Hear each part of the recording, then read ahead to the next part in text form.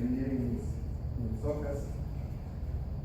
Les iba, ahorita les iba a pedir de favor que, pues esa era toda mi intención, ¿no? Llegar y decirles, miren, ¿saben qué? Siéntense de este lado, ¿sí? Todos que se volteen a ver, y de este lado se van a sentar todos los blancos, ¿sí? Y de la mitad para allá se van a sentar todos los morenos, mexicanos, latinoamericanos, ¿vale? Esa era mi intención, llegar y aplicarles esto, ¿no? Pero no pude por esto. Entonces, la realidad es de que hoy en la mañana, cuando, obviamente los que seguimos un poquito al Papa Francisco ya sabemos que iba hoy a lanzarse este video, ¿no? Y bueno, me lo mandan y me dicen, ¿sabes qué? No, como que no me convenció. Y me llegó mucho, porque cuando lo vi, pues a mí me llegó al corazón, pero gacho, ¿no? O sea, me tocó muy fuerte. Obvio, entendí después que la persona que me lo dijo es porque los videos pasados han tenido mucho contenido. O los puedes agarrar y los desglosas y tienen muchísimo contenido. Y no, está, ¡pum! O sea, está directo. O sea, no tiene que decir más. ¿Me explico? No sé si entiendan desde esa perspectiva lo que el Papa quiere hacer. O sea, no necesita decir más. Lo poco que dijo es tan profundo que nosotros debemos de entenderlo. O sea, es como otra vez haciendo esa analogía de la Virgen de Guadalupe. O sea, en cuanto llega con los indígenas en caliente. ¿Quiénes han escuchado ya las pláticas de los significados de la imagen de la guadalupana? Todo lo que trae de simbolismos de todo, ¿verdad? Sí, aparentemente aquí el monumento que van a hacer a la Virgen de Guadalupe aquí afuera del santuario, en los laterales va a traer ahí muchas estrellas. Espero que el arquitecto le haya echado cabeza y le haya puesto ahí algún significado interesante a las mismas estrellas que va a poner en los muros, ¿no? Si no, le voy a decir al padre que me dé chance, porque soy arquitecto también. Pero bueno, a lo que voy es de que no necesitaban más, ¿sí? Los mismos indígenas entendían rápido. Miren, ¿quién de ustedes conoce o ha convivido con indígenas? ¿Batallan para entender o no? Porque nosotros no nos sabemos explicar. Esa es la primera característica. Nosotros no nos sabemos explicar. Pero cuando realmente nosotros aprendemos todo lo que está a su alrededor, contexto, etcétera, cómo viven, qué necesitan, qué les duele, qué etcétera, a la primera que les dices, la primera que agarran. O sea, son personas sumamente inteligentes, ¿verdad? No están atrofiadas. O sea, ni siquiera tienen un atrofio como el que tenemos nosotros, de tantas cosas de las que estamos llenas. O díganme alguno de ustedes que no haya visto ni escuchado radio, ni visto tele, ni usado el celular hoy, para aplaudirle, ¿verdad? Y decirle que hay que seguir el ejemplo de esta persona. Porque por lo general todos estamos expuestos hoy a eso, ¿verdad? A no poder estar desconectados de esto. Entonces, miren, esto que quería de pronto hacer es porque realmente estamos en una iglesia indígena o no. ¿Se han puesto a pensar esto? ¿Estamos en una iglesia indígena o no? ¿Estamos en una liturgia indígena o no? ¿Vivimos una liturgia y una iglesia indígena, o sea, latinoamericana, con raíces propias mexicanas, sí o no? ¿Verdad que sí? A menos que vayan ahorita a alguna iglesia en donde esté un padre que venga de Irlanda, un ejemplo, ¿verdad? O sea, de una iglesia irlandesa en donde esté bien claro y el vato esté totalmente tirado a la cuestión litúrgica y no le importe otra cosa más que la liturgia y todo lo que sucede alrededor de la misa y no le importa a la gente, porque hay esos extremos. Miren, hay iglesias que se separaron de la iglesia católica en el Concilio Vaticano II, como son los lefebristas. La semana pasada el Papa les dijo, vengan otra vez a la iglesia y comulguen con nosotros, les voy a dar una prelatura personal. O sea, no importa que hayan estado separados todos estos años, los voy a dejar otra vez estar conmigo, solo necesito estas reglas. ¿Qué dijeron los papas? Que no querían estar en la iglesia. Bueno, pero si hacemos un análisis, nosotros realmente vivimos una liturgia y vivimos una iglesia latinoamericana. O sea, no podemos separarla. Miren, ustedes son aquí renovos, o sea, les gusta la alabanza, les gusta el ruido. Por eso están aquí también. Están en parte porque ahorita reflexionamos un poquito, sí, pero también porque la alabanza, el canto, la oración por medio de la alabanza nos mete con Dios, ¿sí o no? Nos lleva a un encuentro con Dios. ¿Por qué? Porque traemos esta raíz ahí indígena, que nos gustan los sonidos, nos gusta la música. Vean, el Papa cuando fue a África, ¿cómo estaban las ceremonias alrededor de él? Llenas de canto y baile, y se veían a los obispos danzar, se veían los obispos danzando. ¿Cuándo vamos a ver aquí al obispo Margaret danzar? Él tiene otra forma de ver la iglesia bien distinta. Él trae una pulsera aquí proveída totalmente, que para él le cuesta trabajo porque no fue donde creció, porque no fue la educación que recibió, porque está muy alejado de esta realidad. ¿Está bien o está mal? Está bien. Está bien. Sí, porque eso es lo importante que tenemos que ir distinguiendo ahorita para meternos en esta profundidad de los pueblos indígenas.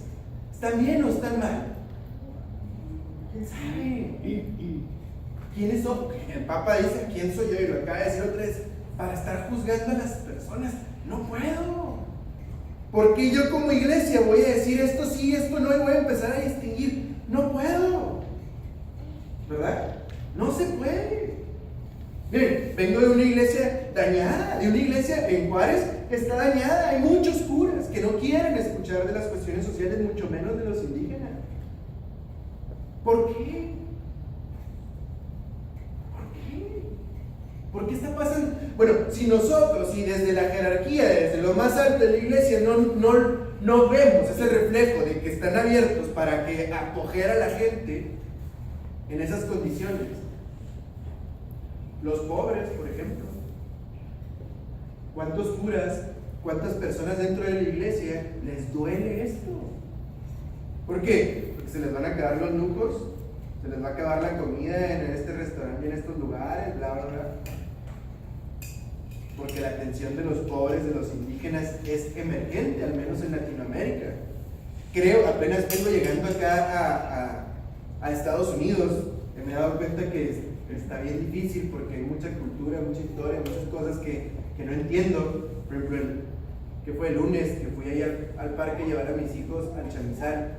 O sea, yo no entendía por qué la mayoría somos mexicanos y estábamos bien felices con el 4 de julio. O sea, no entiendo. O sea, no entiendo si es una fiesta totalmente americana, así americanizada, o sea, totalmente. O sea, ¿por qué? O sea, ¿por qué no llenamos el mismo chamizal el 16 de septiembre, ¿verdad? Que festejamos nuestra independencia como mexotas que somos, ¿verdad? O sea, el arraigo ahora sí total. Como que me entra una confusión, ¿verdad? Es decir,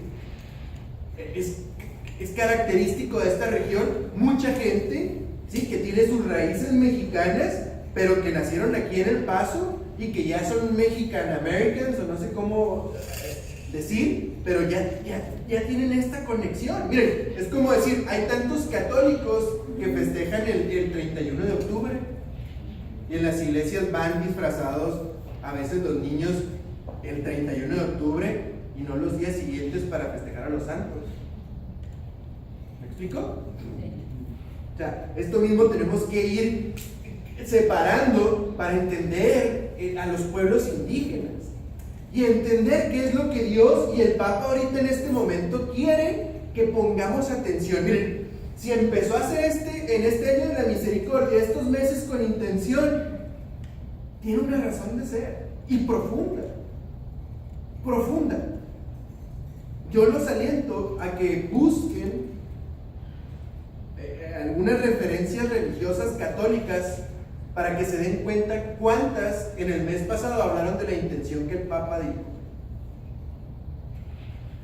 Les reto a que este mes hagan un registro de en cuántas parroquias, más aquí en El Paso, de cuántas parroquias van a hacer eventos, pláticas, chat, lo que quieran, con referencia a los pueblos indígenas. Les apuesto con lo que quieran. El carro de mi esposa, el carro es mío. Todos se creen en ser el que mueve a los niños, no. El mío que está más chafón. A que va a ser bien poquitas. Que casi creo que nula. Va a haber una, dos que traen el espíritu un poquito más despiertos. No sé si aquí ya en San Marcos ya se tenga el mes de los indígenas y ya se vaya a festejar y vayan a bailar y vayan a traer a los nativos de aquí, que nada más hay uno y creo que ya se andan muriendo, un manso, que es de aquí Juárez El Paso, que lo tenían creo acá en la reserva Tigua, no estoy 100% seguro, pero es el último que queda, el último manso así que queda de... O sea, ya aquí en la región ya se exterminó, ahora sí ya no existen los pueblos indígenas. Fíjense, cuando hacemos esta reflexión, decía, ahorita es muy característico de los hipsters, ¿no? Los chavos que tienen entre 25 y 35 años, yo caigo ahí, pero yo no soy hipster, ¿no? Y hay una serie bien interesante que está en Netflix. Ustedes van a cerrar, ¿verdad? Perdón. Gracias, Andrés. Andrés va a cerrar, gracias. Hay una en Netflix hay unas series que se llaman Portlandia. No las van a buscar porque están muy cortas, no pierdan el tiempo. Entonces, aquí en Portlandia, ¿ya las vieron algunas? ¿No? Bueno, o sea, es Portland, una ciudad de Portland, donde realmente viven los hipsters, donde están los hipsters de veras. Así, los que son puros hipsters. Es bien interesante cómo dentro de esta subcultura existan personas que les importe más qué está pasando con un animal. ¿Sí?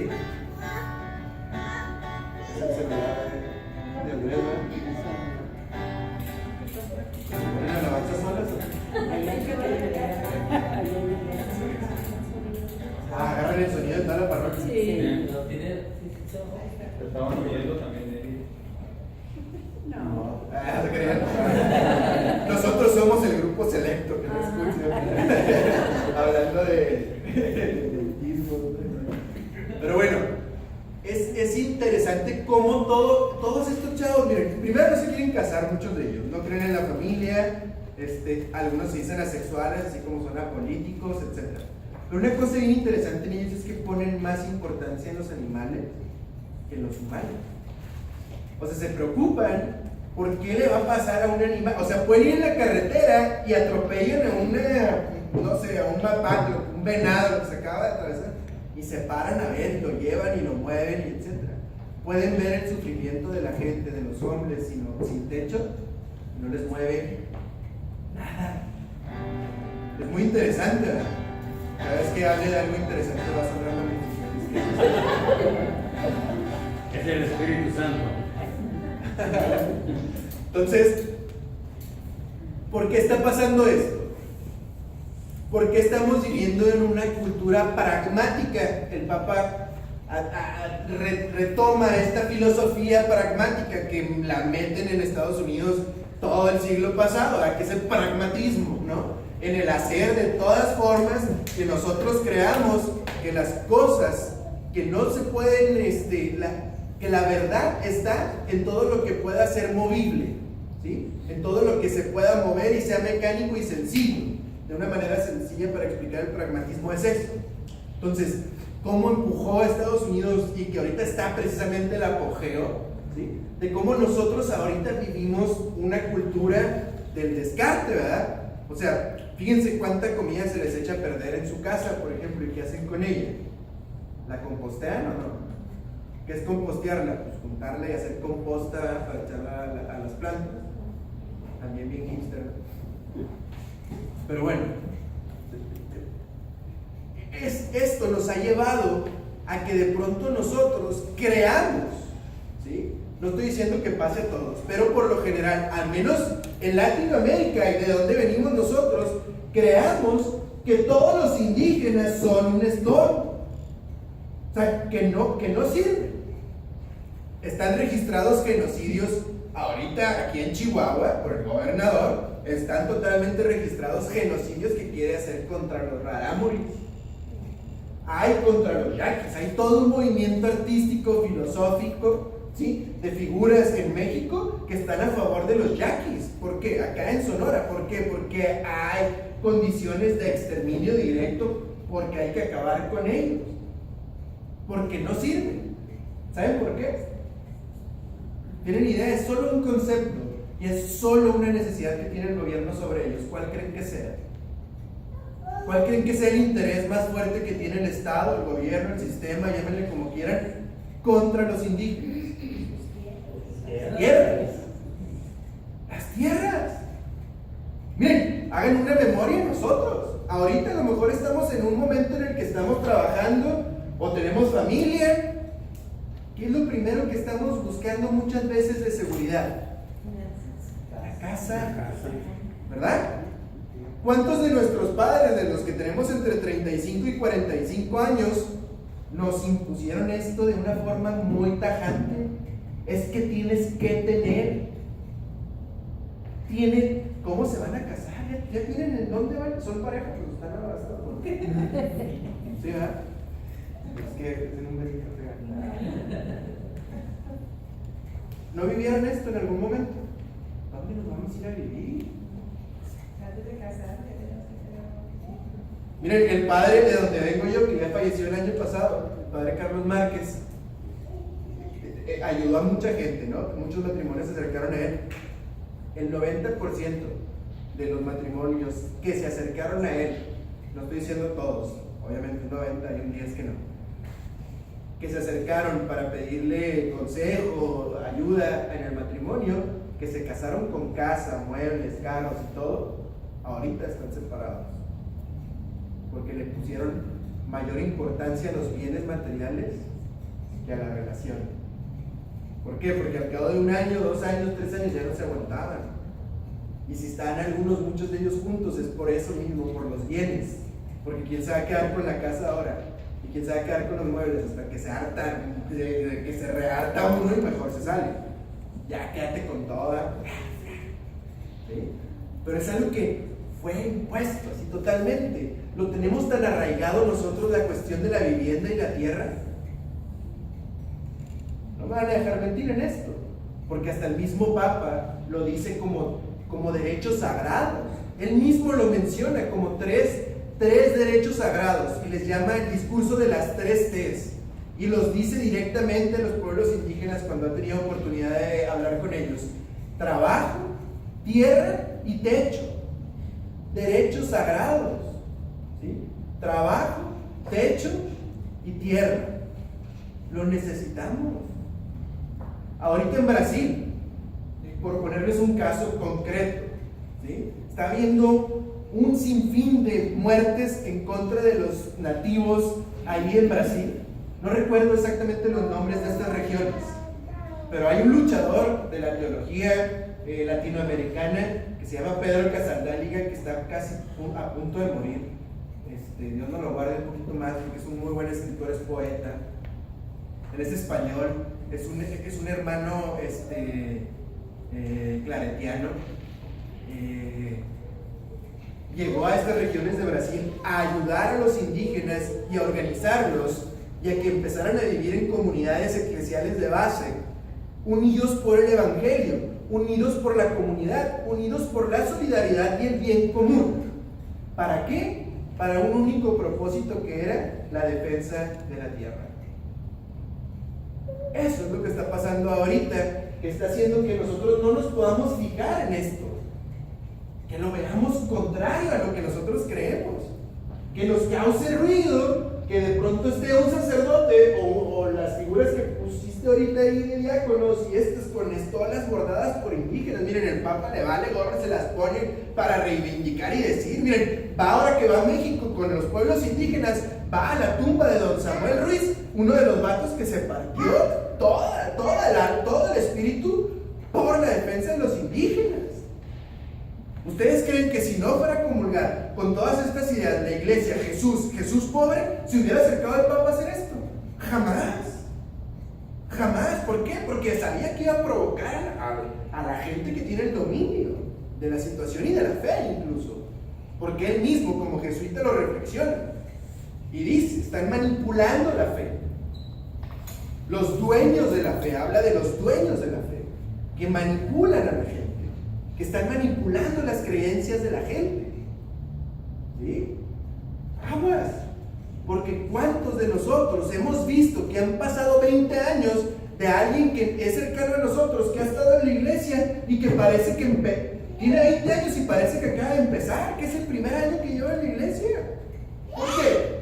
Porque se la pasa en el rosario, porque se la pasa en la misa, porque se la pasa queriendo no pecar, ¿por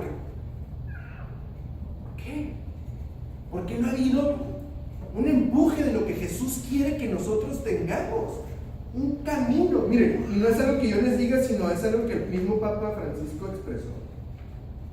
Dice la palabra de Dios, ¿verdad? Moisés respondió. Bueno, Moisés, le dice Dios. Respondió él: aquí estoy. Dijo Dios: no te acerques, quítate las sandalias de los pies, porque el sitio que pisas es terreno sagrado. Y añadió: yo soy el Dios de tu padre, el Dios de Abraham, el Dios de Isaac y el Dios de Jacob. Moisés se tapó la cara temeroso de mirar a Dios.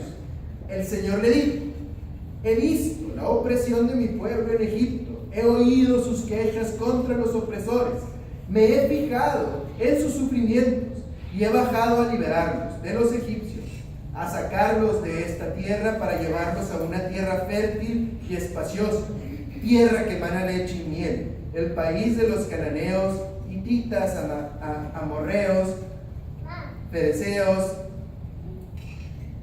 etc. La queja de los israelitas ha llegado a mí y he visto cómo los tiranizan los egipcios. Y ahora, anda, que te envío al faraón para que saques a Egipto, mi pueblo, a los israelitas.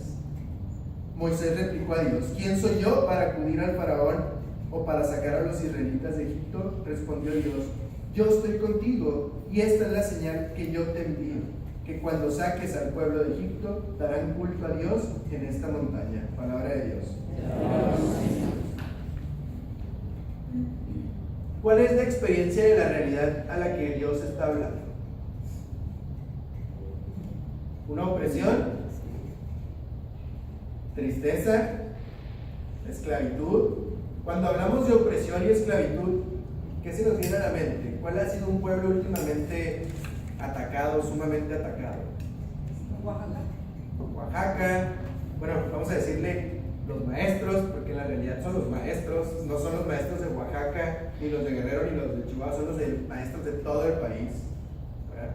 Entonces, a los maestros, es irónico, ¿no? O sea, no entiendo el gobierno pegándole a los maestros. Aquí en Juárez los invito a que se den una vuelta. Es más, les invito a que vayan al kinder que está en Pradera Dorada, que es donde iba mi hijo, que es una colonia medio alta, medio normal, ¿sí? De condiciones normales, de clase acomodadona, no batallan, para que vean las condiciones en las que está en el kinder, o para que vean las condiciones en las que tienen a los maestros de ahí, de ese kinder. ¿Cuánto les están pagando? Ahora, los jóvenes que están ahí motivados por la pasión de la entrega de ser maestros, ya no les van a dar nada de prestaciones, ya les van a empezar a cobrar el listo. Bueno, no es el tema hablar ahorita del centro, pero tienes que estar enterado de estas cosas, porque ese es el pueblo que está sufriendo. Cuando escuchamos opresión, y eso no es nada, como están bombardeando otros pueblos. ¿Cómo están saliendo las personas? No se han visto los videos, les puedo decir, de algunos artistas como Ai Weiwei, que los toma y tiene videos claros con los refugiados de Siria, etc. Las condiciones en las que viven, las enfermedades a las que se están enfrentando. Miren aquí los migrantes. Vayan a la casa de Anunciación para que vean de pronto cuando está llena. Ahorita aquí ya se ha desfasado en el paso. Ya no es tanto el flujo que había en un momento. Ahorita están pasando por otros huecos. En el valle de Juárez, aquí muy cerca donde abrieron el nuevo puente, de ahí para allá, o sea, es bien claro cómo pasan droga de un lado para otro. O sea, hay regiones aquí en Texas donde pasan trailers en donde no deben de pasar trailers, es inaudito, ¿verdad? Y les digo esto porque trabajo en un instituto en donde me dedico a hacer ese tipo de investigación junto con el equipo, donde nos estamos dando cuentas para presionar al gobierno, el cambio sistémico. Pero de esa misma opresión y esos mismos problemas estaban ahí en ese pueblo israelita, en ese pueblo elegido de Dios, en ese pueblo que que Dios mismo había dicho, yo quiero que tú seas mi pueblo y yo voy a ser tu Dios y no te voy a abandonar. Imagínense cómo le explican ustedes a un indígena que Dios existe cuando no come, cuando no tiene trabajo, cuando no lo aceptan en la maquila cuando acaba de llegar porque no habla español. ¿Cómo le explican? ¿Cómo llego yo y le digo, sabes que Dios te ama, Dios existe, acércate? ¿Cómo? ¿Cómo le hacemos?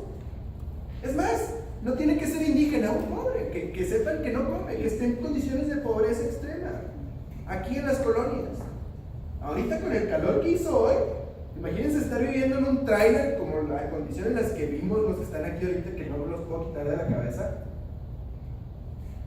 Si nosotros que tenemos nuestra casa, que la fachada da el sol, no aguantamos el calor, ¿verdad? ¿Sí o no? ¿Cómo les decimos a estas personas que Dios existe? ¿Cómo les decimos que el Papa quiere escucharlos? ¿Cómo les transmitimos lo que el Papa quiere que este mes tengamos en cuenta, que es que en ellos está la sabiduría? Fíjense bien, esto es lo que dice el Papa Francisco cuando está con ellos en San Cristóbal de las Casas. Ustedes son los que tienen la sabiduría. Ustedes son los que nos deben de enseñar a nosotros. Ustedes son la riqueza de la iglesia. Dice en Laudato Si, en la encíclica que ya cumplió un año, díganme en el paso cómo le hemos estado poniendo en práctica. Cero. Nos está diciendo el Papa, ahí está Dios. Miren, gente católica quieren encontrarse con Dios, ahí está con ellos. ¿Sí me explico? O sea, si nosotros entendiéramos eso, es como cuando nos dicen, miren, Jesús está aquí, este es el sacramento de nuestra fe, este es Jesús. Pues yo quiero, ven, déjame te como, quiero más, porque me llenas de vida, me llenas, o sea, me inflo. Ustedes lo viven aquí en las alabanzas, se llena. ¿Qué es esto? No sé, es el Espíritu, pero te llenas. Cuando estás con los indígenas, te llenas. Se los digo porque lo he vivido, porque duré un año trabajando ahí en medio de ellos y ya ansío volver, pero quiero hacerle a las estructuras también a la política, a la academia, pero ahí está. ¿Se fijan? ¿Por qué? Porque Jesús y Dios lo está diciendo aquí en su palabra. He escuchado el clamor, por eso voy a liberarlos, porque en ustedes yo he entendido y sé que está esta sabiduría y esa riqueza. ¿En dónde estamos ahorita con ellos? ¿Cómo nos tratamos entre nosotros, iglesia? Fíjense bien, porque tenemos que primero el prójimo, próximo. Entonces, como iglesia, ¿cómo nos tratamos? ¿Nos toleramos? ¿Un grupo con otro? ¿Estamos trabajando unidos?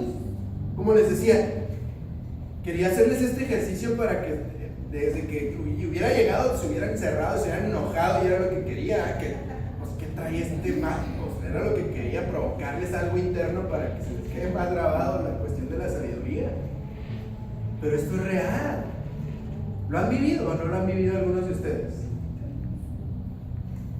Y feo, se siente feo. Miren, yo lo he vivido al contrario. Yo no pedí nacer así, ni con los ojos así, o sea, Señor, ¿por qué me hiciste así? Ya me cansé de decirle, pero también me causa a veces broncas, muchas broncas.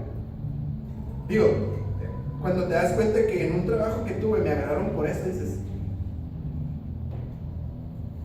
¿me explico?